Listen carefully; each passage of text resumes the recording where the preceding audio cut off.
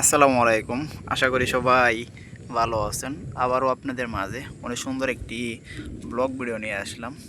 আজকের ব্লগ ভিডিওটা হলো আমরা আমাদের একটি লাল শাকের খেতে চলে এসেছি। তো আপনারা তো দেখতেই পারতেছেন এই সেই লাল শাকগুলা। তো এগুলা কিভাবে তৈরি করা হয় আর কত টাকা করে বিক্রি করা হয়, তো এগুলাই আপনাদের মাঝে আলোচনা করব।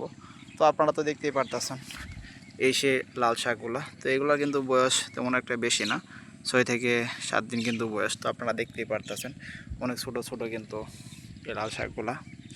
তো এগুলা কিন্তু কিন্তু তৈরি করতে কিন্তু তেমন একটা কিন্তু পরিশ্রম হয় না। তো এই গাছগুলা দেখতে পারতেছেন আপনারা, এগুলা কিন্তু খাওয়ার উপযোগী হয়ে গেছে।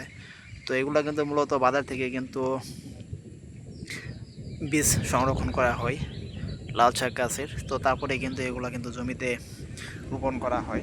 তো অল্প কিছুদিন পরেই কিন্তু এর থেকে কিন্তু এই গাছগুলা বের হয়। তারপরে কিন্তু এগুলাতে কিছু ইউরিয়া সার দিলেই কিন্তু অনায়াসে এগুলা খাওয়ার উপযোগী হয়ে যায়।